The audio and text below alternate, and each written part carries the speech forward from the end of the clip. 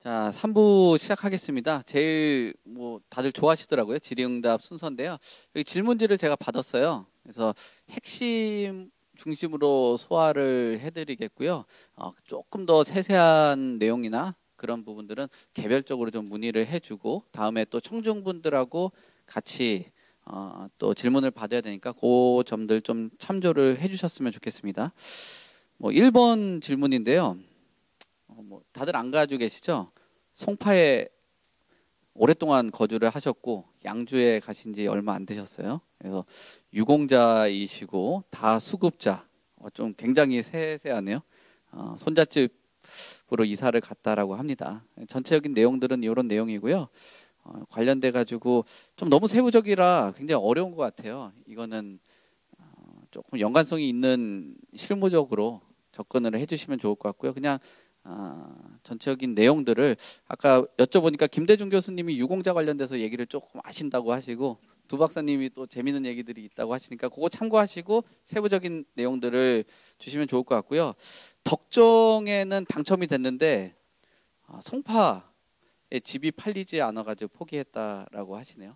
예전만 해도 똘똘한 한 채라고 하고 똘똘한 지역이라고 하는데 요즘 부동산 시장의 모습을 보여주는 것 같습니다. 네, 송파집을 팔 수 있는 시기 또 앞으로 전망 이런 것들 전체적으로 이야기 주시는 것 같아요. 유공자 관련돼서 좀 얘기 좀 주세요. 저는 잘 몰라가지고요. 네. 제가 아는 것까지만 말씀드리겠습니다. 우리나라에서는 특별 분양을 많이 해줍니다. 국가유공자 당연히 전체 분양의 한 10% 분양을 해주고, 그다음에 다자녀, 신혼부부, 그다음에 노부모님을 또 3년 이상 주소를 같이 돼 있으면 또 특별 분양 대상입니다. 국가가 분양하는 아파트, LH공사나 SH공사 아파트에 대해서 특히 이렇게 특별 분양을 받는 게 굉장히 유리합니다.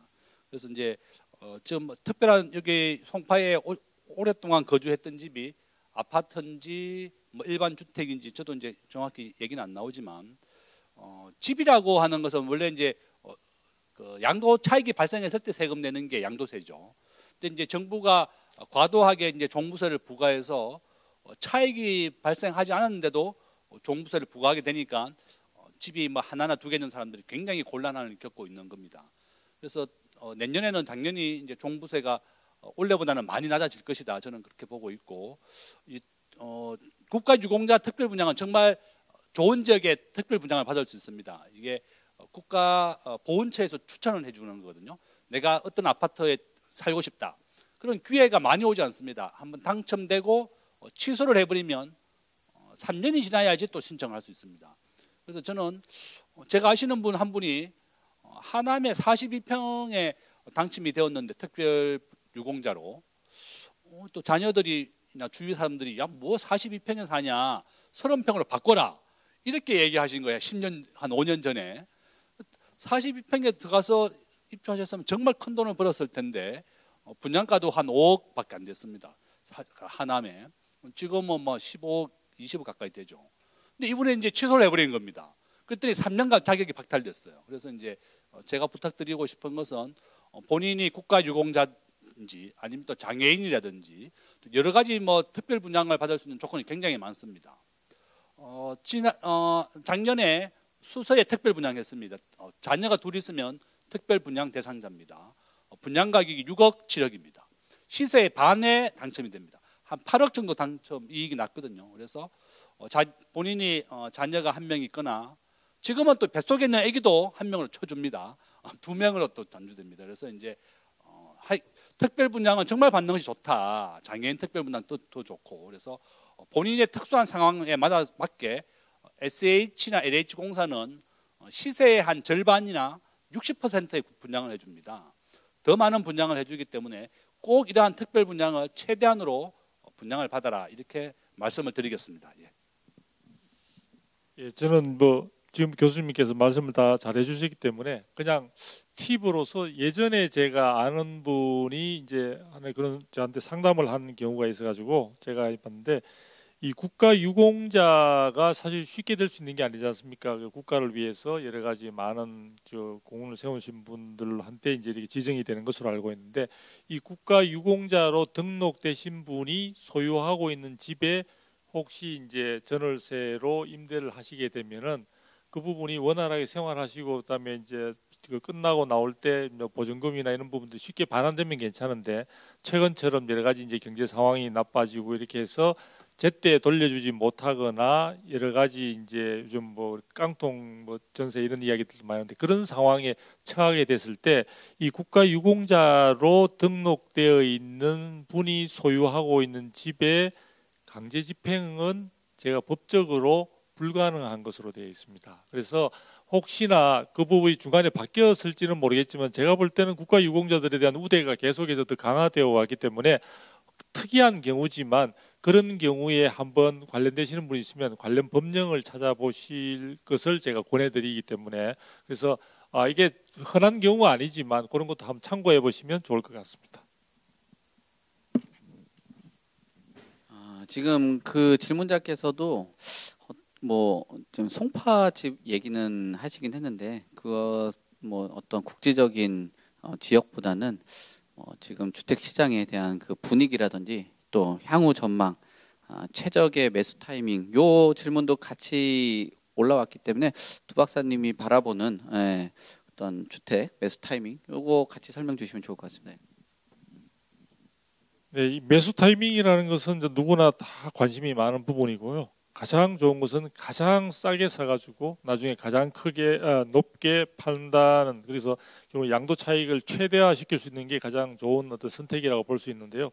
지금 이제 아파트가 최저가로 내려올 그 시점을 타이밍을 신이 아닌 이상 뭐 제가 볼 때 쉽지 않습니다. 다만 우리가 주변에 여러 가지 이제 아까 방송 중에도 많이 이야기했습니다만 그런 것들을 통해서 우리가 추정해 볼 수 있는 상황들이 있을 것으로 보여집니다. 그래서 제가 볼 때는 뭐 교수님께서도 아까 강론에서도 이야기하셨지만 여러 가지 뉴스들을 보면서 시장 흐름을 가장 먼저 주목을 할 필요가 있을 것 같고요. 그 시장 흐름 속에서 제가 볼 때는 정부에서 규제 완화를 계속 방안들을 내놓을 겁니다. 근데 그 방안들 중에 우리가 이제 그 타이밍을 정확하게 잡는 데 있어서 예전 정부의 했던 정책들이나 이런 시기들을 보면 잘 참고해 보면은 굉장히 우리가 하나 힌트를 얻을 수 있습니다. 예를 들면은 박근혜 정부 시절까지 사실 아까 우리가 저기 그 앞에 정부 때부터 해서 굉장히 시장 상황이 가격이 굉장히 위축된 그런 상황이었는데 그 시장을 회복하기 위해서 박근혜 정부는 출범하자마자 4월 1일 날 4.1 대책이라는 것을 발표를 했었습니다. 그 당시 혹시 알고 계시는지 모르겠는데 2013년이었고요. 그 당시에 시장 상황이 워낙 안 좋다 보니까 2013년 내에 주택을 매입하는 사람, 즉 1가구 1주택자의 주택을 매수하거나 혹은 신규 아파트나 이런 주택들을 분양받는 사람에 대해서는 조세특례 제한법 속에 규정을 만들어서 그해 말까지 구입하는 사람들한테는 향후 5년간 양도소득세를 면제하고 주택 수에도 포함시키지 않는 특별 조치를 발표한 바가 있습니다. 그래서 그 당시에 그 혜택의 주요 대상이었던 것이 지금 여러분들이 알고 계시는 위례신도시도 그 혜택의 대상이었습니다. 그때 물론 주택되는 대상은 6억 이하의 주택이거나 그때 85제곱미터 이하의 주택에 해당되는데요. 해당되는 주택이 그러다 그나마 좀 있었습니다. 그런데 그런 것을 보면 알 수 있듯이요. 정부가 그리고 나서 시장이 얼마 되지 않아서 시장이 조금씩 회복되는 모습을 보여줬거든요. 그래서 그런 정부가 극단적인 세제 혜택 등을 통해서 시장을 부양시키려고 노력하는 그런 부분들은 향후에 있어서 한 1년 정도 내외에서 시장이 뭔가 가시적인 그러니까 바닥을 탈출하는 신호로 우리가 볼 수도 있지 않겠는가 이렇게 볼 수가 있고요. 그 다음에 기본적으로 지금 제가 시장 상황에서 제일 우려되는 바는 심리가 시장 상황을 충분히 저도 뭐 단기간 내에 고금리로 올라갔기 때문에 그로 인한 충격파를 이해할 수 있는데 그럼에도 불구하고 우리가 과거에 아까 2000년도에도 금리가 지금보다 더 높았음에도 그다음에 우리가 노무현 정부 때는 오히려 금리가 인상되었지만 주택 가격은 더 올라간 그런 사례도 있습니다. 그래서 이 금리와 이 주택 가격이 반드시 동반하는 것은 아닌데요. 그렇기 때문에 그런 어떤 그 금리 변동 부분이 시장에 어느 정도 충격을 주는가, 그다음에 시장의 금리 인상의 행진 자체에 대한 여러 가지 불확실성이 어느 정도 가시면은, 즉 우리가 제가 말씀드린 내년에도 미국의 금리 인상 행진은 계속되겠지만 최대한 상단이 얼마까지 갈 것인가. 당초에는 뭐 5% 정도를 전망을 하다가 지금은 6%까지도 조금 유연하게 보는 그런 것들이 있는데, 중요한 것은 그것이 그렇게 많이 올라가느냐 하는 것이 중요한 것이 아니라 그렇게 올라가고 더 이상의 금리 인상은 없다더라. 즉 미래의 불확실성이 가시어지게 되면은 미래가 뿌옇게만 보였던 부분들에 대해서 내가 대처할 수 있는 여러 가지 방법론들을 모색하게 됩니다. 그러니까 이게 내 상황에 유리한 상황은 아닌데 이제 다 알게 되었으니까 나는 여기에 대해서 대응할 수 있는 방법들을 모색할 수 있게 되는 그런 시점들을 내가 이제 좀 인지하는 그런 관심을 가지게 되면은 적절한 타이밍 숫자를 저는 할 거로 보이는데요. 하나 반드시 추가 꼭 하고 싶은 것은 매수 타이밍은 주택 가격이 오름세로 본격화되는 시점이 되면은 이미 주택은 매입하기가 대단히 힘듭니다. 아시죠? 사실 올라가기 아주 가속도가 이미 붙고 있는 상황이 되면은 자기가 원하는 주택을 자기가 원하는 예산 안에서 손에 잡기가 힘들기 때문에 아까 제가 지금 이야기하는 이런 것들을 통해서 매수로 전환된 시점, 전환된다는 느낌이 오는 그 시점을 잡는데 최대한 신경을 곤두세우시면 아마도 좋은 선택을 하실 수 있지 않을까 싶습니다. 네. 뭐 집값이 너무 막 올라갈 때는 못 잡는다고 하시는데 그 점 잘 참고를 하시면 좋을 것 같고요. 근데 이게 주택 시장하고 또 한때 동조했던 시장 자체가 오피스텔 시장이잖아요. 뭐 풍선 효과 관련돼서. 그래서 질문이 들어온 게 오피스텔에 있는 분양권을 2개 보유 중인데 빨리 탈출을 하는 방법 그거 하나 여쭤보시고 또 오피스텔 시장 전망을 물어보시는 거 보니까 아니 그 좀 넘어가고요. 오피스텔 관련돼서 분양권이 2개 보유 중인데 빨리 탈출하는 방법 또 오피스텔 시장 전망에 대해서 김대중 교수님께서 오피스텔 전망 말씀 좀 주시겠습니다. 우리나라에서 집을 가진 사람과 안 가진 사람이 제가 5대5라 그랬습니다. 50%는 집을 있지만 50%는 집이 없습니다. 서울시에는 이제 우리가 주택을 거주하는 비율은 한 100% 됩니다. 근데 사람들 아파트에 살고 싶어 합니다. 우리 국민들이 거주하는 60%는 아파트에 거주하고 있고요. 30%는 빌라, 단독주택에 거주하고 있습니다. 나머지 한 10%, 20%가 오피스텔, 상가주택에 살고 계시는 겁니다.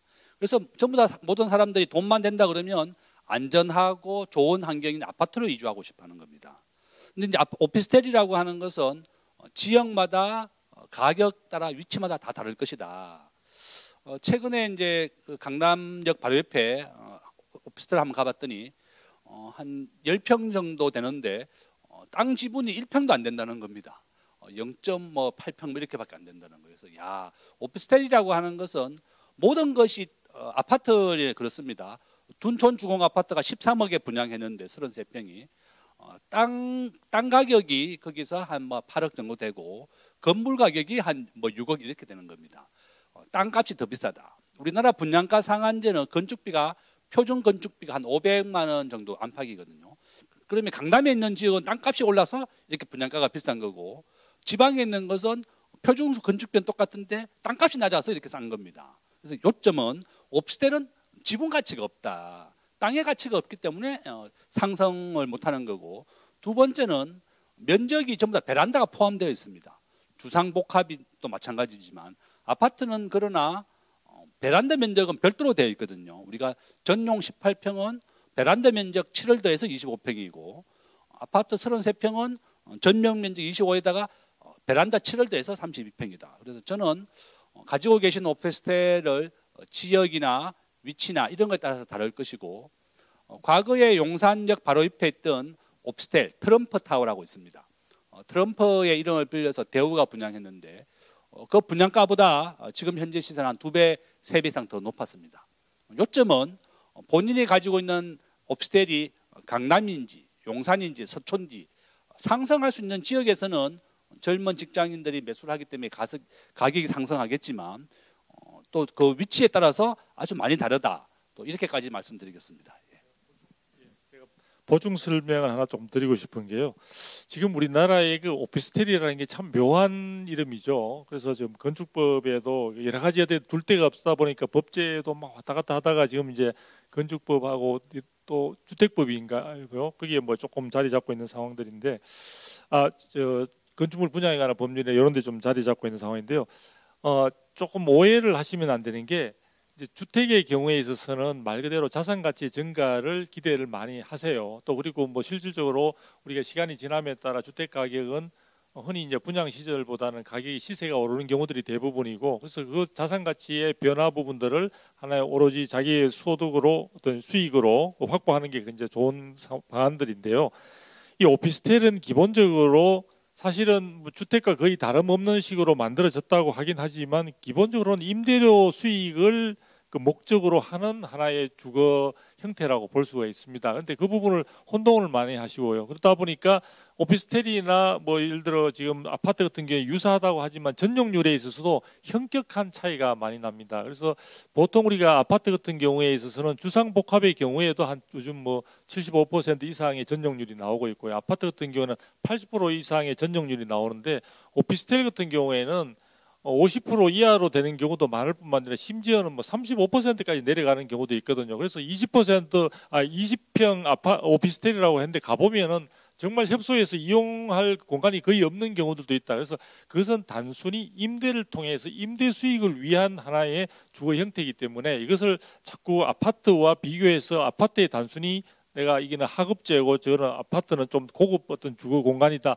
이렇게 보시는 것은 전체적인 오피스텔을 제대로 이해하지 못하신 거다. 그래서 오피스텔을 구입하거나 확보할 계획이 계시면은 나는 이것을 통해서 일정한 기간 동안 주변의 여러 가지 임대 수요를 감안해서 임대 소득을 내가 주 목적으로 해서 내가 구입을 해야 된다는 것을 가지고 충분히 염두에 두고 판단하시면 좋을 것 같습니다. 뭐 다들 이게 빨리 탈출하는 방법 얘기하는 거 보니까 요즘 집이 좀 어려운 것 같아요. 그리고 다음 질문 같은 경우도 그래서 증여 얘기하시는 것 같더라고요. 올해 안에 증여하라고 하고, 또 증여세를 한 4억 정도 들여서 강남의 신축 25평 아파트 전세가 11억 정도 하고 매매가 20억 정도 하는 이 아파트를 증여하는 게 좋을까, 아니면 현금을 조금 더 합해서 갭 투자 하는 게 좋을까? 여기 또 아까는 빨리 탈출하는 법 얘기했는데 이번에는 답변 절실히 부탁드립니다, 이렇게 써 있네요. 네. 대표님이 해주셔야 될 것 같네요. 이게 현장에서 질문인가요? 지금 현장에 오신 분인가요? 아니면 포기해서? 우선 기본적으로 이게 보유한 주택 수가 지금 안 나와 있어서 이걸 이제 지금 당신이 보시기는 부담부 증여를 하신다고 보셨는데, 증여세 계산이 맞았다면 2주택자가 아니거든요. 1주택자야지 세액이 4억 정도 나오지, 2주택자라고 하면 증여세하고 취득세만 해도 4억이 넘어가고 또 세액 11억에 대한 양도세까지 또 포함되니까 아마 5, 6억 정도가 될 것 같아요. 그래서 본인이 1주택자인지 2주택자인지, 그다음에 지금 수증자가 지금 그 능력이 있는지 없는지까지 다 감안해서 판단해 줘야 됩니다. 만일에 수증자가 능력이 없는데 이거를 줘면 증여세를 내주면 그 증여세에 또 증여세가 또 나가요. 그다음에 취득세까지 또 증여예요, 이것도. 그러니까 그걸까지 다 감안해서 판단하셔야 되고, 올해하고 내년에 하는 것은 큰 차이가 안 납니다. 취득세에 대한 부분만 보면은 중과세가 아니라면 2,400만 원 정도 차이밖에 안 나거든요. 그런데 만약에 이 물건이 2억이 떨어진다고 치면 세율이 30% 구간에 가 있다면 6천만 원이고요. 40% 구간에 가 있다 그러면 8천만 원이 증여세가 줄어드는 거예요.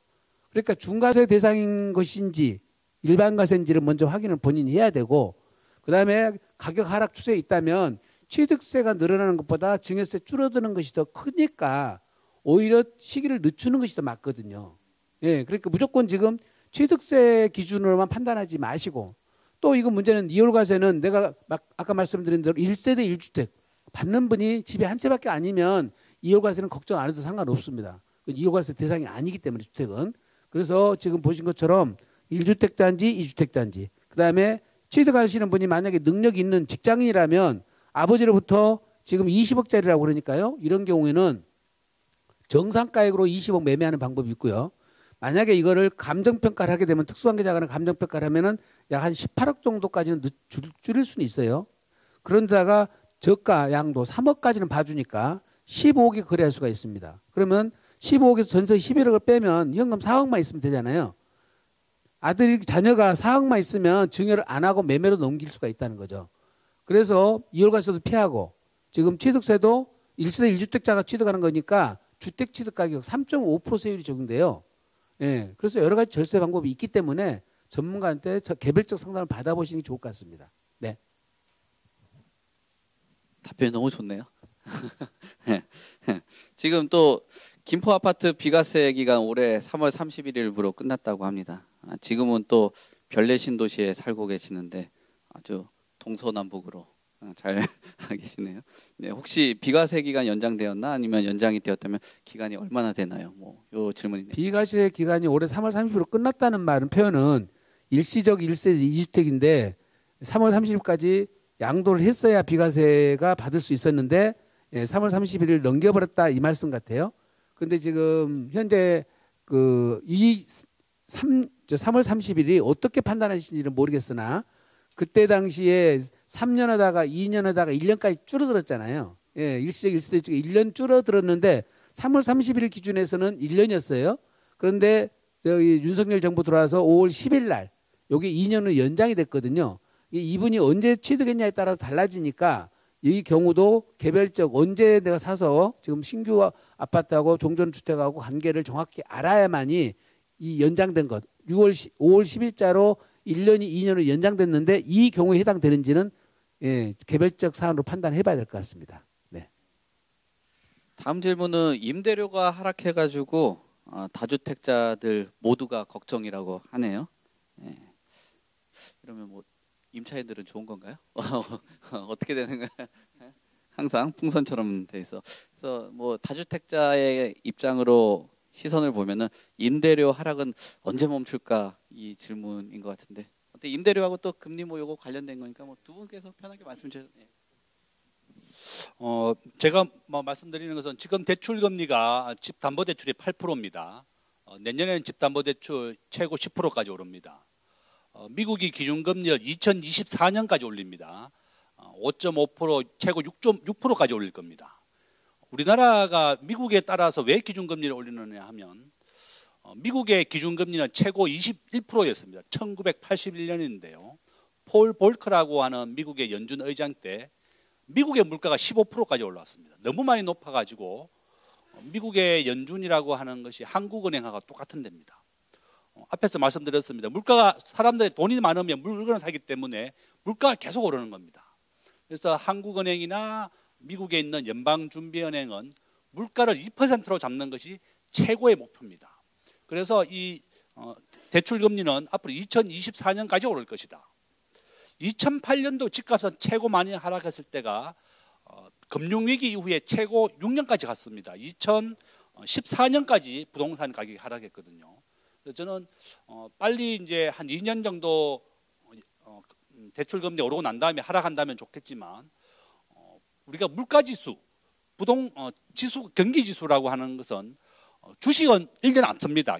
일반 경기보다도 아마 주식은 내년이 가장 좋은 매수 타이밍이 될 겁니다. 경제가 반등하기 시작하니까요.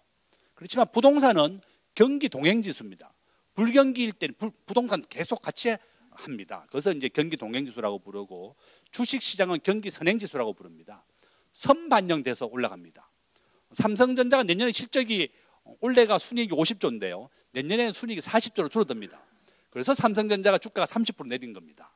항상 주식은 30% 선반영된다. 1년 앞서서 선반영된다고 보시면 되겠고 부동산은 경기와 똑같이 간다. 경기 동행지수입니다. 그래서 요점은 앞으로 부동산은 저는 최악의 상황은 2024년 그러니까 지금보다도 6년 정도 더 불황이 될 수도 있다. 그렇게도 보셔야 되겠고 제일 중요한 것은 대출금리가 8% 10% 갔다가 다시 7% 낮아지는 시기입니다. 그래서 앞으로 한 몇 년간은 대출금리가 은행 대출금리 오르기 때문에 그 꺾이는 시점을 잘 봐라. 제가 아시는 임대사업 하시는 분이 한 몇 분 계신데 그분도 임대사업을 한 100개 정도 가지고 있습니다. 아파트와 빌라 같은 경우를 본인과 배우자와 자녀 이름으로 해가지고 한 사람당 한 20-30개씩 임대사업 하시는 분이에요. 은행에 은퇴하셔가지고 그분이 항상 했던, 최근에 이제 정부가 임대사업을 완전히 폐지시켜 버리니까 아파트 같은 걸 대량으로 매도해 버리더라고요. 좀 저가로라도. 그래서 저는 앞에서 우리 세무사님이 말씀하셨습니다. 정부 정책은 일관성과 예측 가능성이 있어야 되는데 일관성과 예측 가능성이 없으니까 우리 국민들이 너무나 큰 혼란을 겪었습니다. 뭐 종부세도 마찬가지고. 그래서 결론은 우리 개인들은 잘 적응해야 되겠습니다. 우리 스스로가 은행 대출 금리가 8%, 9%, 10% 갔다가 언제 다시 7%로 꺾이느냐. 거기가 반등의 시점이고 좋은 시기다. 이렇게 말씀드리겠습니다. 저는 뭐 보충적으로 말씀을 조금 드리자면요. 지금 임대료가 하락해서 다주택자들이 모두 걱정입니다라고 했는데 임대료 하락 부분과 관련해서는 우리 교수님께서 말씀을 잘 해주셨기 때문에 저는 이제 다주택자들의 입장에서 시장을 바라보는, 그러니까 다주택자들은 아무래도 이제 임대료 수입과 관련되는 부분이 굉장히 이해관계가 크겠죠. 자, 그렇다면은 다주택자들이 단순히 임대료 수입만 아니라 보유하고 있는 동안에 여러 가지 과세라든지 세금 부담이라든지 이런 것들이, 그리고 여러 가지 다른 부분과 관련된 뭐 규제라든지 이런 것에 대한 부담이 클 것으로 생각이 드는데요.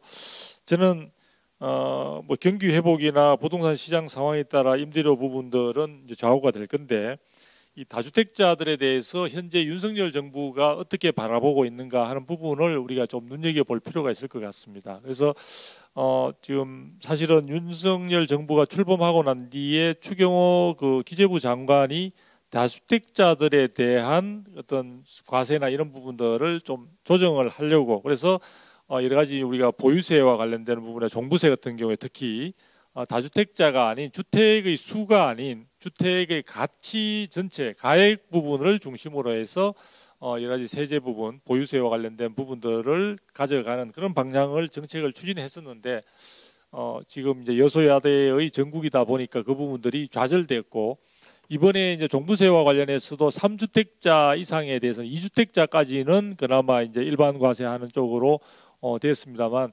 3주택자 이상에 대해서는 여전히 기존의 다주택자들에 대한 굉장히 규제 중심, 징벌적인 규제 중심의 정책을 야당 쪽에서는 이어가려고 하고 있기 때문에 야당의 반대에 부딪혀서 지금 이번에는 3주택자 이상의 다주택자들은 합의를 보지를 못했습니다. 그러나 우리가 알 수 있는 것은 제가 내년의 경우에 하반기 정도 들어서게 되면은 내후년에 총선을 위한 많은 사람들이 민심을 파악하고 민심을 따르기 위해서, 그 민심이 과연 대세가 어떤 내용인가 하는 부분에 대한 관심이 높아질 것으로 보여지는데요.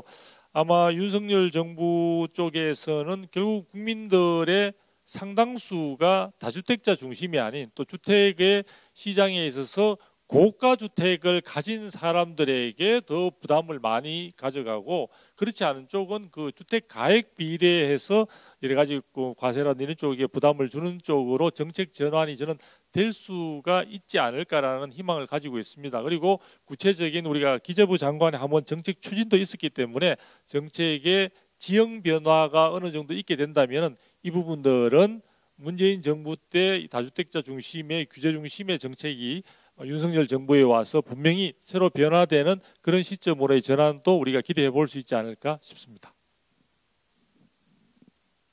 네, 다음 질문입니다. 내 집 마련하고 싶으신 분 같아요. 제일 궁금해하시는 건데 청약이 나을지 또는 매수가 나을지 아니면 또 지금 해도 괜찮을지 김예림 변호사님이 말씀 주신다고 하네요. 이제 내 집 마련을 하는 방법은 여러 가지가 있겠지만 기본적으로 이제 청약하시는 거 있고, 그리고 이제 기존의 주택을 그냥 매수하시는 게 있겠죠. 그리고 한 가지 또 재개발, 재건축, 입주권 매수하시는 것도 방법인데요. 근데 사실 어떤 게 더 낫다 이렇게 얘기하기는 좀 어려운 상황인 것 같고, 이제 아까 말씀하신 지금 현재로서는 뭐 금리 인상이 계속 되고 있잖아요. 그래서 최근에 이제 사실 거래가 안 되기 때문에 좀 급급매 위주로만 이제 거래가 이루어지다 보니까 좀 이제 하락 거래가 많이 나오는 것 같긴 해요. 근데 이제 사실 그렇다고 하더라도 아직 이제 금리 인상에 따라서 매물을 좀 던지거나 이런 현상은 없는 것 같거든요. 그래서 지금 당장 이제 매수의 적기는 아닌 것 같다라는 생각이 들고 조금 더 기다리시면 좀 더 이제 하락한 매물들이 나올 것 같고요. 그리고 이제 좀 드리고 싶은 말씀은 내년에 이제 청약하는 단지들이 좀 좋은 데가 많아요. 그래서 한번 다 넣어 보시면서 그러면서 이제 그 일반적인 매수나 뭐 입주권이나 이런 것들도 좀 저렴한 급급매가 나오면 좀 그 매수를 하시는 게 좋을 것 같거든요. 내년에 이제 강남권 단지들 보시면은 방배 5구역, 방배 6구역 이런 데 너무 좋잖아요. 근데 일반 물량도 꽤 나오거든요. 그래서 방배 5구역 같은 경우에 거의 1700세대 일반 분양 나오고요. 방배 6구역은 한 500세대 정도 나와요. 그래서 위치 너무 좋고요.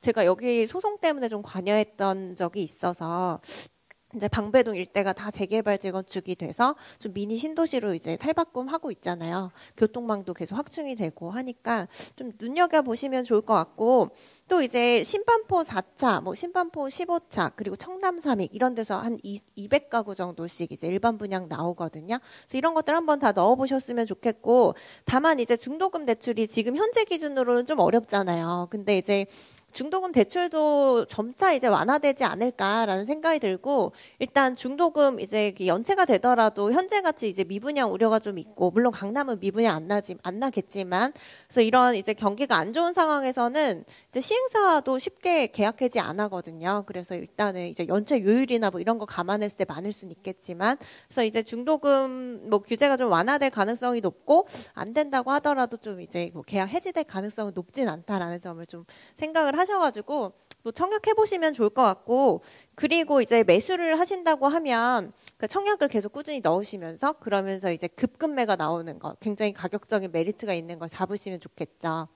그래서 최근에 제가 보니까 반포자이 같은 경우에도 어젠가 올라온 매물에 34평이 29억에 올라온 게 있어요. 그런 것들 보면은 1억이 안 되죠, 평당. 그래서 그런 것들 매물을 좀 잘 보셨다가 좀 하실 수도 있고 한남동 재개발 같은 데도 예전에 20억 이상 투자 아니면 못 들어갔었거든요. 근데 이제 최근에 10억 미만으로 투자할 수 있는 물건들이 나오고 있거든요. 그래서 그런 것들 좀 보셨다가 이제 그 청약이다 뭐 입주권이다 딱 그 일도 양단하지 마시고 좀 복합적으로 보셨다가 좋은 물건을 이제 통해서 내 집 마련하시는 걸 좀 추천을 드리고 싶습니다. 제가 제 의견도 잠깐 말씀드리면 제가 이제 사는 동네가 둔촌주공 바로 옆이라 가지고 부동산 갔다 왔습니다. 아까 이제 33평 기준으로 13억에 분양했고 조합원 물량이 14억에 나와 있는데요. 추가 부담금을 2억을 해야 됩니다. 16억을 정도 조합원 물량을 살 수 있는데 그 분양가가 3억 더 싼 거죠. 이제 분양을 받게 되면 장점은 내가 계약금 20% 2억을 내고 중도금 6억 있어야 됩니다. 그 33평은 대출 안 해줍니다. 그러니까 최소한 잔금 20% 약 한 3억 정도는 없더라도 최소한 10억이 있어야만 33평을 분양할 수 있다. 그러니까 우리나라에 현금 10억을 가진 사람이 누가 있을까? 저는 그런 생각했는데 결론은 4대 1까지 이제 결국이 나왔고 청약 가점은 아마 커트라인이 44점 정도 내외가 될 것이라고 얘기합니다. 그래서 결론은 둔촌주공이 조합원 분양가가 최고 27억까지 갔었거든요. 지금 분양받으면 반값에 분양받는 겁니다. 그래서 그렇고 제 생각에는 둔촌주공이 13평, 15평, 18평 소형 평수도 많고 전체 세대수가 한국에서 제일 큽니다. 12,000세대입니다. 그래서 과거에 잠실에 있던 엘리트 아파트들 그게 뭐 13평 뭐 3억에 분양받았다고 아주 웃었는데 제가 그게 최고 10억까지 갔었거든요. 그래서 작은 평수가 뭐 미분양이 나거나 그렇게 송파나 좋은 지역에서 나온다 그러면 앞으로 우리가 단독세대주가 계속 제가 2040년까지 늘어난다 그랬습니다. 그러면 13평, 10평 이런 것도 굉장히 투자 가치로도 좋고 본인이나 부모님이나 혼자 됐을 때 거주하기도 좋다. 또 이렇게 말씀을 드려서 저는 분양을 적극 받아라. 내가 조합원 분양을 살려고 그러면 14억 원을 현금으로 줘야 됩니다. 일시불로. 그렇지만 이 분양을 받는다는 것은 그것을 2년에 걸쳐 가지고 4개월에 한 번씩 내거든요. 그렇기 때문에 분양을 받는 것이 자금 부담 면에서는 훨씬 좋다. 이렇게 말씀드립니다. 좋은 의견들입니다. 약간 균형을 맞추기 위해서 또 다른 시각 좀 드려보면은 뭐 제 강남의 재건축 불패는 환상일 수도 있다라고 좀 생각도 해볼 수 있을 것 같고요. 지금 좀 전에 어떤 그 자료가 올라온 거 어디 보니까 그 둔촌주공에서 벌써 시행사 미계약분 프로모션이 돈다라고 이야기가 들 정도면 쉽지 않은 시장이다라고 보시면 될 것 같고, 또 최근에 뭐 좀 지방이긴 한데 청약 232가구 모집하는데 청약이 3명 했답니다. 3명. 네, 그러니까 청약이 무조건 답이다라고 보는 시각도 있겠지만 또 다른 한편의 모습들도 보시면은 뭐 저는 한편으로 그런 생각도 해요. 뭐 둔촌주공이 잘 돼야지 우리가 좋은 건지 아니면은 젊은 세대들이 좋은 건지 저는 잘 모르겠어요. 네, 좀 더 싸게 젊은 사람들이 집을 사면은 또 뭐 경기가 침체될 수 있겠지만 또 어떻게 보면 싸게 집을 사면 젊은 세대들이 갖춰본 소득이 돌아서 또 경제가 돈다라는 의견들도 있거든요. 그러니까 집에 묶이는 게 좋은 건지 아니면은 둔촌주공이 꼭 잘 돼야지 수요자들한테 좋은 건가 뭐 이런 생각도 좀 해보기도 하거든요.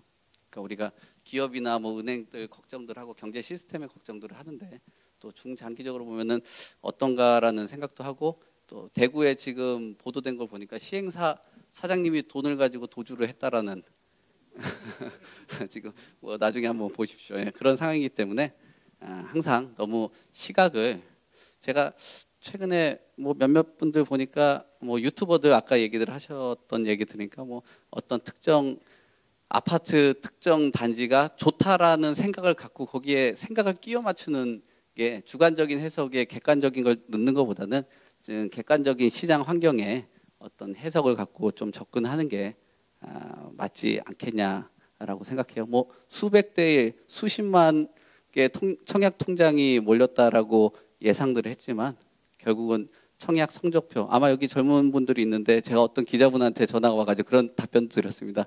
청약 경쟁률이 얼마 나올 것 같아요? 우리 모 기자님 입시 경쟁률보다 좀 낮을 것 같아요. 제가 이런 말을 했는데 뭐 그런 결과가 좀 나왔습니다. 예. 그러니까 뭐 청약이 제가 나쁘다고 얘기 드리는 게 아니라 그런 생각도 같이 갔으면 좋겠다. 너무 몇 년 동안의 그 영끌에 대한 그 우려들이 좀 있기 때문에 이런 말씀을 좀 드립니다. 자, 다음 그 질문 중에 하나는 이것도 변호사님 말씀 주셔야 될 것 같은데, 층간 소음이나 주차 자리가 없어서 재건축 없이도 뭐 재건축할 수 있게 하는데 재건축에 대한 투자 말씀을 주신 것 같고, 또 금리가 높아서 미분양 나면은 이 질문도 그런 것 같아요. 좋은 입지 아파트 LTV로 올려주고 또 청약자들이 더 누릴 수 있는 메리트가 있는지 뭐 이런 질문도 같이 주셨습니다. 층간소음 이게 주차 자리 없어도 이거 재건축 할 수 있다. 저도 이 자료를 보지를 못했는데, 그러니까 아마도 재건축 규제를 완화한다. 뭐 이런 취지이신 것 같아요. 그래서 이제 아까 토론할 때 말씀드렸던 것들 위주로 생각을 해보시면 되는데, 어쨌든 말씀드린 것처럼 지금 재건축 재개발 시장 굉장히 좋지는 않고 한데 점점 규제가 완화는 되고 있죠. 재건축 중심으로. 그게 왜냐면 이제 기존에 사실 재건축 아파트들이 입지가 너무 좋은 데들이 많잖아요. 그리고 정비 시설이나 이런 것도 잘 돼 있기 때문에, 정비 기반 시설 이런 것들이 잘 돼 있기 때문에 사실 살기도 너무 편하고 전세가도 어느 정도 떠받쳐줄 수 있고 하다 보니까 재건축 아파트의 투기 수요가 엄청나게 많이 몰렸던 거예요. 그러다 보니까 이제 규제를 하는 이제 대상이 재건축이 너무 이제 집중이 됐던 거죠. 그러다 보니까 이제 여러 가지 안전진단 기준을 뭐 강화를 한다거나 뭐 그 재건축 초과이익 환수제라거나 분양가 상한제 뭐 그건 재개발도 해당이 되지만 그런 것들이 있어서 이제 그동안 사실 재건축 시세가 굉장히 눌려 있었다라고 볼 수도 있긴 있거든요. 그래서 실제로도 이제 2018년도에 안전진단 기준이 강화되고 그리고 재건축 초과이익 환수제 부활하면서 이제 재건축 시세가 많이 이제 떨어지는 뭐 그런 일들이 있었죠. 네, 있었는데 이제 어쨌든 간에 재건축 규제를 완화한다라고 하는 거는 이제 재건축 시장에 이제 호재로 작용을 하는 거는 맞아요. 근데 이제 최근에도 보셨다시피 완전 진단 기준 완화하고 앞으로 이제 제초안 기준도 조금 이제 완화를 하긴 했어요. 근데 다만 이제 완전히 폐지되거나 유예되거나 뭐 이제 의미 있는 정도의 이제 수준이 아니라서 그렇지.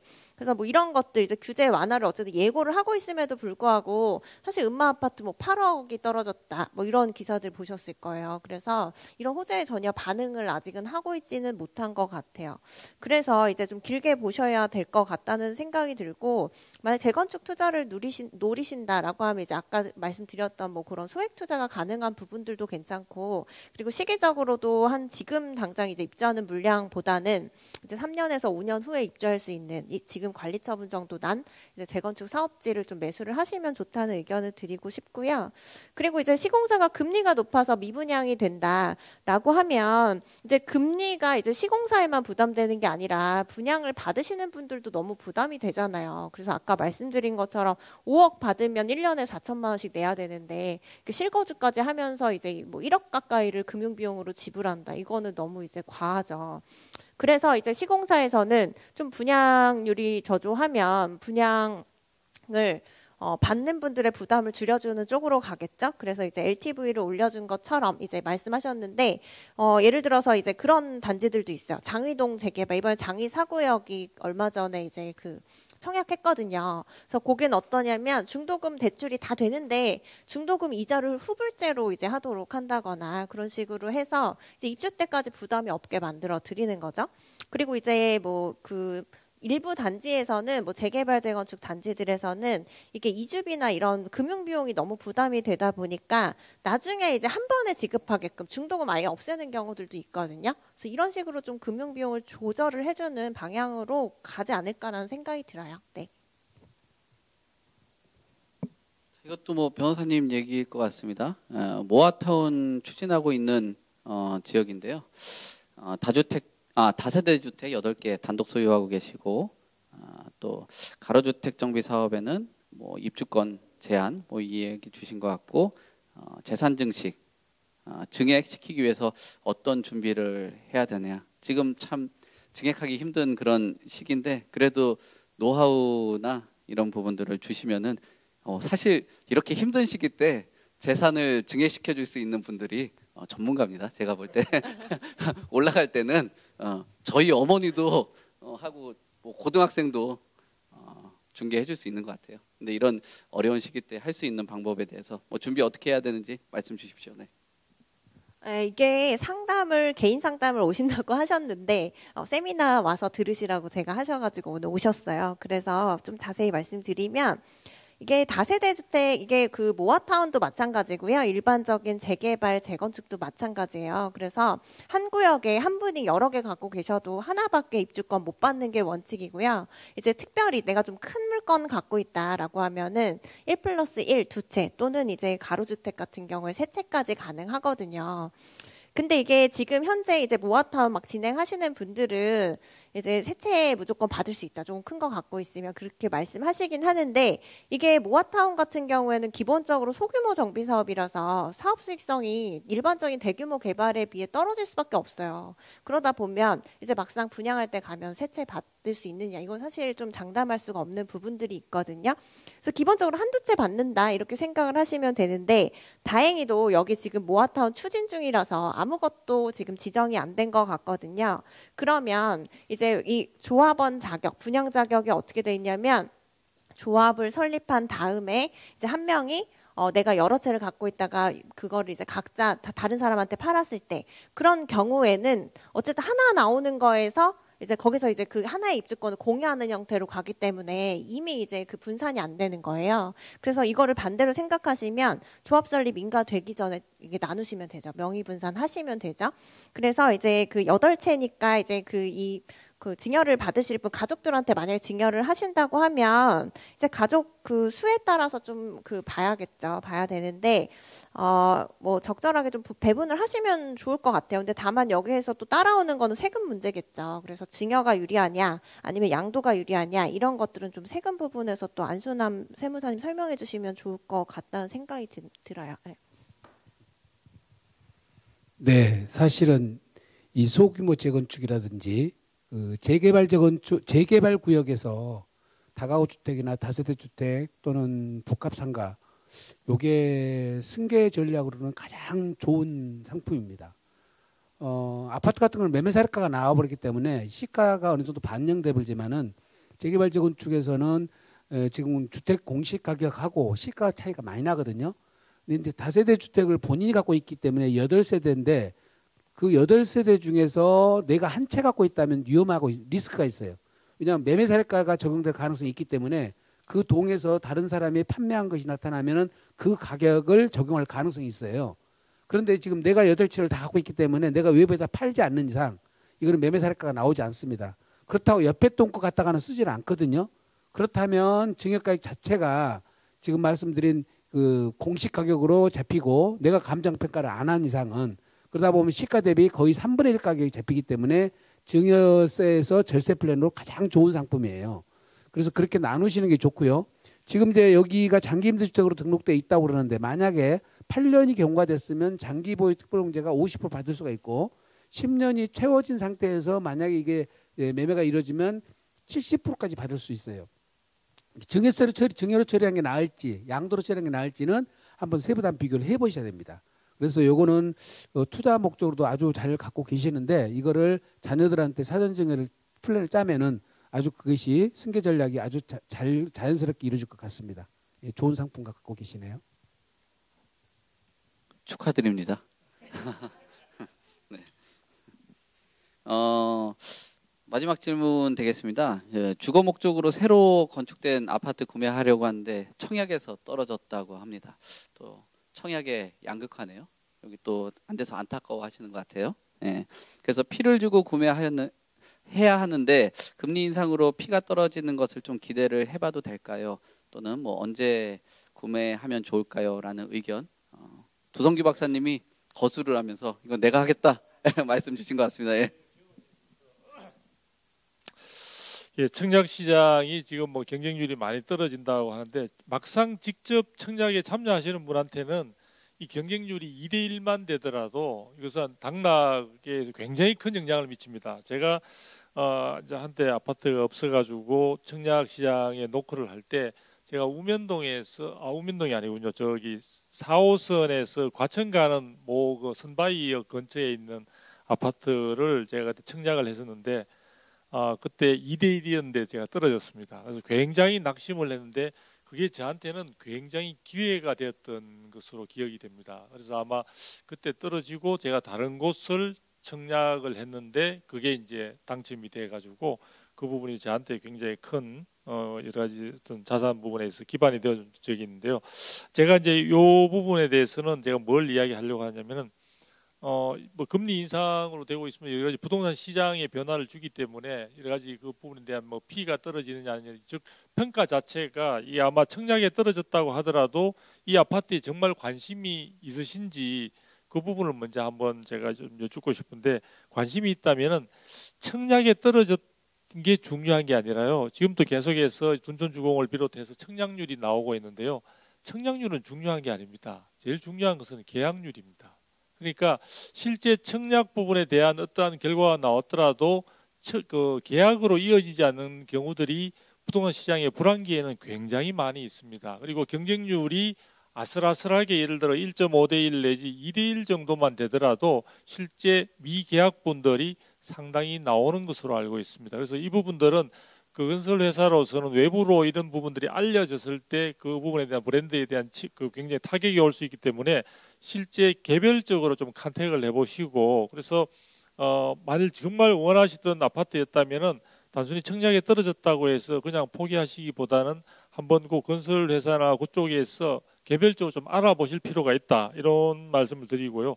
그 다음에 아까 이제 제가 이야기 나오던 것 중에 꼭 제가 이 자리를 빌어서 말씀드리고 싶은 게 지금 시장 상황이 좋지 않다 보니까 이제 아까 둔촌주공 같은 경우도 마찬가지죠. 일반 분양을 받으신 분들하고 지금 조합원들하고 아까 우리 그 가격 부분도 좀 차이가 났지만 실제 나중에 사업이 진행되는 과정에서 생겨날 수 있는 여러 가지 상황 변화에 대해서 보호 장치나 보장 장치가 동일한 것으로 생각하시는 분들도 있습니다. 일반 분들. 그런데 조합 같은 경우에는 아시다시피 도정법에 나와 있는 조합에 의해서 여러 가지 그 규정들에 의해서 여러 가지 조합원들의 권리 의무가 이제 규정이 되어 있으니 그에 따라 가는 거고요.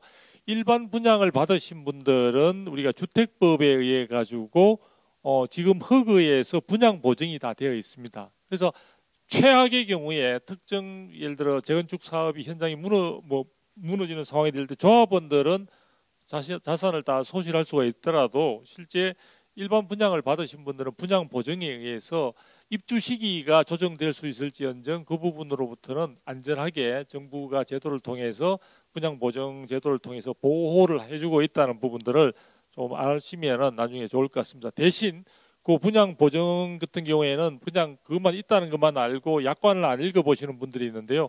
그 속에 분명히 보장이 안 되는 게 뭐냐면 항상 경기가 안 좋을 때에는 청약을 할 때 그 중도금이나 이런 부분들을 갖다가 선납을 하게 되면 할인을 해준다고 이야기를 하는데 선납을 했던 부분들은 그 분양 보증에서 보장이 되지 않습니다. 그래서 웬만하면은 이런 시기에는 그냥 거기에 따라서 맞게 내시면은 그 납부된 그런 부분들에 대해서는 100% 이행 보증이나 분양 보증 등을 통해서 충분히 보장이 된다는 점을 제가 말씀드리고 싶습니다.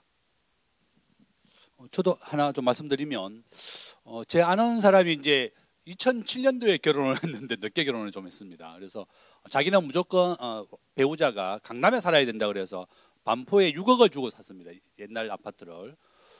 2007년도에 샀으니까 이제 2008년 금융위기가 와서 5억까지 막 내려갔었죠. 그래서 뭐 굉장히 우울했었는데 문재인 대통령 시절에 100% 올랐습니다. 집값이. 그래서 강남에 살았던 게 정말 유효했고 그 집이 17억 정도에 이제 매매를 하면서 그 옆에 또 신축 아파트가 이제 분양이 되었는데 떨어졌대요. 근데 또 건설사에 찾아가니까 미계약분이 있어가지고 또 33평이 또 당첨이 된 겁니다. 그래서 자기 집을 17억에 팔고 이제 그 집에 갔더니 이제 25억이 된 거예요. 그래서 결론은 뭔가 하면 역시 부자가 되려면 강남에 살아야 되겠구나. 옆집에 사니까 옆에 아파트 미분양도 할 수가 있었고 또 자기 집도 잘 팔았고 그래서 결론은 제가 사는 데보다는 역시 반포나 강남이 훨씬 좋은 데구나. 그래서 결론은 부자가 되고 싶으시면 강남을 좀 유심히 전세나 월세를 살아도 강남에 있으면 소식을 잘 들을 수 있습니다. 옆집 얘기도 듣고 그것도 하나의 방법이다. 또 하나의 사례는 한 10년 전이죠. 분당에 이제 파크타워 이제 분양할 때입니다. 한 10년, 15년 전인데 제 선배가 지나가다가 아파트가 짓는 걸 보고 그 분양 사무소에 갔습니다. 그 근처에 갔더니 5천만 원만 주면 분양권을 파는 겁니다. 그 파크타워를 분양권을 5천만 원 주고 샀습니다. 그 당시에 한 6억, 7억에 분양했거든요. 지금 한 20억 정도 됩니다. 결론은 내가 거주하고 싶은 동네에 있는 아파트를 잘 둘러보시고 직장이나 거주하는 환경에 따라서 다르다. 그래서 피를 주고 사는 것도 하나의 방법이다. 저는 그렇게 말씀을 드리겠습니다. 분당의 파크뷰겠죠? 파크타워는 제가 한때 잠깐 거주를 했었던 용산의 그 파크타워, 파크뷰 말씀하신 것 같습니다. 용산의 그 분당이 아주 좋은. 네, 뭐 강남에 거주하시면서 옆에 있는 분들 많이 들으라고 이야기. 아주 뭐 참 뭐 부자들은 뭉쳐서 산다고 하니까. 근데 저는 사실 옆집에 누구 사는지 몰라가지고요. 농담을 해봤습니다. 그 뭐 현장에서 질문을 한 분 하고 싶다라고 말씀을 주신 것 같아가지고요. 현장 질문 하나 좀 받겠습니다. 예. 네. 다른 분이 하는 줄 알고 가만히 있었는데 다른 분이 질문 안 해서 제가 하나 여쭤보겠습니다. 지금 토론을 들으면서 오늘 주제가 2023년도 부동산 전망이라고 그래갖고 많이 기대를 하고 왔고 우리 발표자들 토론들 잘 들었습니다. 대부분 이야기가 공급 부족하고 금리 인상, 그다음에 1인 가구 이거를 이제 우리 김 교수님께서 거시적으로 말씀해 주시고 우리 두성기 위원님께서 이제 금리 하락을 많이 말씀하셨는데 여기 모인 사람들 대부분은 아마 뭐 오피스텔이나 주택 뭐 주공 이런 것도 관심이 있지만 과연 내년에 아파트 가격의 바닥을 찍을 것이냐 이게 더 큰 관심이 있을 것 같습니다. 바닥을 찍는다면 그 찍어서 다시 상승할 것이냐 V자로 상승할 것이냐 아니면 U자로 상승할 거냐 아니면 그냥 그 바닥 찍고 그 상태로 계속 진행이 될 거냐 뭐 이런 것들을 아마 알고 싶어서 여기에 오지 않았을까 생각을 합니다. 우리가 지금 놓치고 있는 것이 팬데믹 사태가 나가지고 우리 아파트 가격이 급등을 했는데 지금 그것은 우리나라만의 문제가 아니고 미국도 그렇고 유럽도 그렇고 전 세계적으로 주택 가격이 다 급상승을 했습니다. 근데 우리나라는 문재인 정권 쓰면서 17년도, 18년도, 19년도의 정책의 실수로 인해서 먼저 가격이 상승했고 그 다음에 20년, 21년 아파트 가격이 더 급상승했는데 그건 우리나라만의 문제가 아니고 전 세계적으로 다 비슷한 현상이 나타났습니다. 그리고 올해 2022년도 이제 미국에서 금리가 상승을 해서 이제 우리나라 주택 경기가 이제 무너지고 있는데 이것도 마찬가지로 우리나라만 무너지는 게 아니고 뭐 전 세계적으로 다 같이 무너지고 있습니다. 그런 관점에서 봤을 때 내년에 우리 지금 금리가 변곡점이 생긴다면 혹은 우리 김 교수님은 뭐 좀 더 오래 간다고 했지만 금리 변동이 생겼다. 그래서 뭐 변곡점이 생겼다 그러면은 우리가 궁금한 거는 과연 그러면 아파트 가격이 상승할 거냐는 거죠. 거기가 바닥이냐는 거죠. 근데 우리가 금리가 상승한다고 해서도 가격이 또 상승할 수도 있습니다. 뭐 그런 사례가 굉장히 많기 때문에 그래서 시장 예측을 하는 게 금리 하나만 보기가 굉장히 어려운 거죠. 우리가 시장 분석을 할 때 금리 하나만 보고 이렇다 저렇다 얘기하기가 굉장히 어려운 부분인데 그럼에도 불구하고 우리 두성기 의원님께서는 내년에 이제 그 하반기에 긍정적인 신호를 보시니까 과연 그렇다면은 그 변곡점이 생길 때에 과연 그게 V자가 될 것이냐 U자가 될 거냐 아니면 그냥 그 상태로 뭐 5년 10년 갈 것이냐 뭐 이렇게 우리가 고민을 하고 있지 않을까 우리 국민들이 뭐 저 또한 그렇고요. 그래서 그런 것들이 지금 한번 들어보고 싶고 우리 김 교수님한테는 아까 그 거시적인 얘기를 했는데 그 거시적인 거 얘기했을 때 그 뭐 R스퀘어값 얘기하면서 그 장기 추세를 보여주셨습니다. 근데 그것은 우리가 산업화라든지 도시화라든지 고령화 되기 전에 30년의 모습이고 30년, 40년의 모습이고 지금부터는 그 과연 과거의 그 추세가 30년, 40년의 그런 추세 그래프가 지속이 될 것이냐 과연 그것이 아니라면 이제 새로운 부동산 시장에 큰 변화가 오지 않을까 뭐 이런 것들을 고민하고 있는데 우리 김 교수님 어떻게 보시는지 뭐 듣고 싶습니다. 제가 먼저 말씀드리면 내년에는 내린다고 저는 보고 있습니다. 왜냐하면 미국이 대출 금리를 내년에 5.5%, 6%까지 올립니다. 2024년까지 예정되어 있습니다. 그러면 상관관계를 제가 보여드렸습니다. 은행의 대출 금리가 오르면 집값은 내리게 되어 있습니다. 그래서 아마 저는 2024년까지는 부동산 가격이 내릴 것이라고 보고 있고 두 번째는 2008년도 금융위기가 났을 때요. 6년까지 계속 하락했습니다. 그래서 이제 그게 얼마 정도의 반영이 이번에는 이제 어느 정도까지 반영이 될지 그게 굉장히 어려운데 2008년도 금융위기가 났을 때 제가 2011년도에 집을 팔았거든요. 제가 팔고 난 다음에 더 내렸습니다. 그래서 아마 이제 제가 아까 말씀드렸습니다. 이제 은행의 대출 금리가 7% 전후로 다시 회복이 되느냐 이제 그것이 우리가 잘 지켜봐야 되겠고 그다음 세 번째는 서울 시내 강남이든 서울 시내 살다가 물소리와 새소리를 듣기 위해서 남양주 구리로 옮긴 사람들은 다 실패했습니다. 서울 사람들은 더 시내에 있는 걸 더 요즘은 사소리 나는 데가 더 좋습니다. 물소리 나는데 집값 내립니다. 오히려 서울 시내 병원, 교통, 환경, 교육 이런 게 더 중요한 시기다. 물소리와 새소리 나는 곳은 집이 내리게 된다. 그래서 서울 시내가 더 좋다는 거죠. 그래서 결론은 앞으로 한 2년 정도 2023년과 2024년까지는 제 개인적인 생각에는 집이 하락할 것이다. 반등하는 시기는 한 이제 미국이 기준금리를 멈추기로 했습니다. 2024년에는요. 그러면 그 시기가 이제 반등의 시점이 될 것이다. 근데 최악의 상황에는 한 4, 5년 정도까지 더 부동산 가격이 하락한 상태에서 연장이 될 수도 있다. 그렇게 또 말씀드리겠습니다. 네, 저도 질문을 듣고 사실 저도 이제 평소에 생각하던 바를 간단하게 이제 말씀을 드리겠습니다. 지금의 이제 미국의 금리 인상 같은 경우에 있어서는 그 원인이 가만히 생각해 보면은 글로벌 아마 금융 위기 전반으로 이제 번져가 있긴 한데 아마 이제 코로나19 부분들이 이제 팬데믹화 되면서 실질적으로 이제 그 미국을 비롯해서 많은 정부들이 돈을 많이 이제 풀 수밖에 없었던 상황이었고 그런 부분들이 지금 사실은 이제 자금 풀려 있는 자금들을 회수하는 과정에서 이제 많은 문제가 드러나고 있는 것 같습니다. 그래서 그 부분에 대한 고통은 제가 볼 때는 뭐 불가피한 측면들이 있지 않는가 싶은데요. 제가 이제 오늘 여러 가지 기회를 통해서 많이 이제 정부 정책 부분에 대해서 여러 가지 뭐 기대를 하는 부분과 요구를 하는 부분 이런 것들이 있고 비판하는 부분도 있었는데요.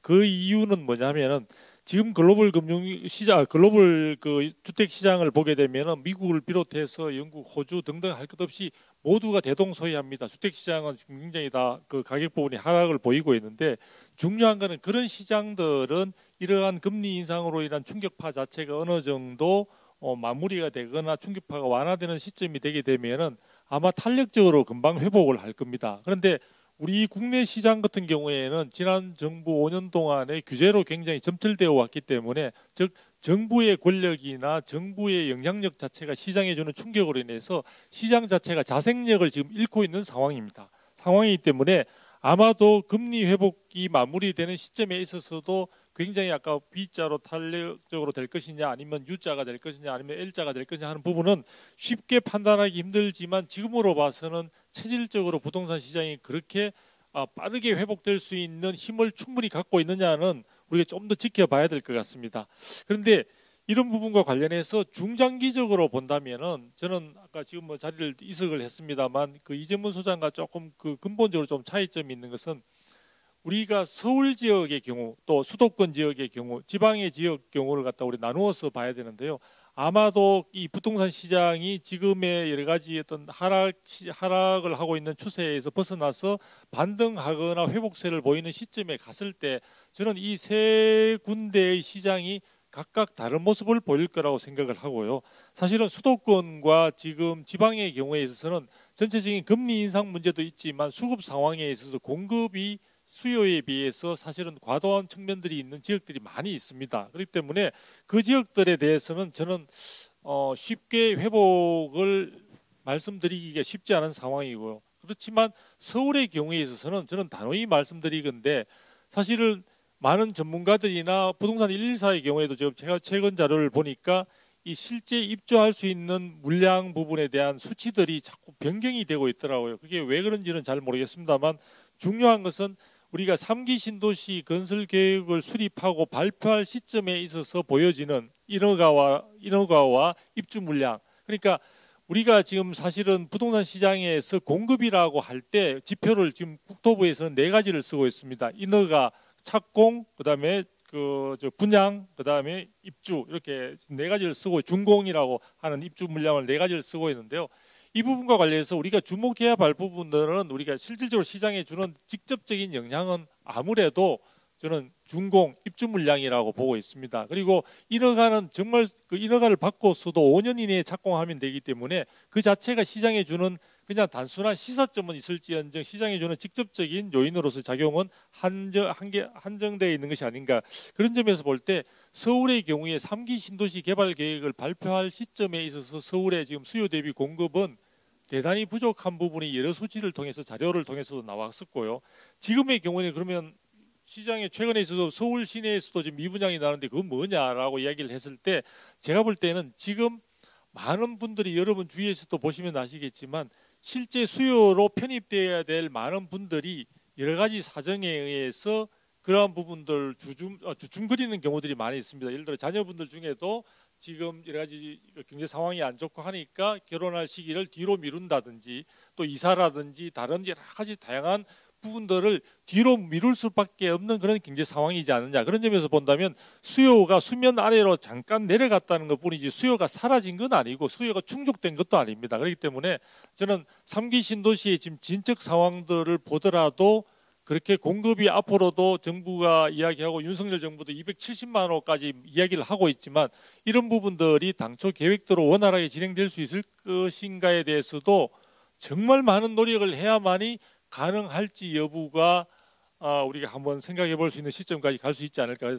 다시 말하면은 일단 공급은 우리가 서울 시내 같은 경우에는 향후에도 당분간 공급은 부족할 것으로 보여지고 그 부분들을 충족시키기 위한 정부나 정책 그리고 건설업계의 많은 여러 가지 노력들이 있지만 지금 상황에서는 이게 쉽지 않은 상황으로 보여진다. 그래서 제가 볼 때는 서울의 경우에 있어서는 앞으로도 이 수급 불균형, 즉 수요에 비해서 공급이 부족한 상황이 당분간 이어질 수밖에 없고, 다만 수도권과 지방의 경우에 있어서는 이번에 글로벌 금융 여기 지금 최근에 코로나 이런 위기라든지 최근에 금리 인상 이런 부분에 대한 상황들이 호전되는 상황이 오더라도 회복에 있어서는 상당한 시일이 소요되지 않을까, 저는 그렇게 보고 있습니다.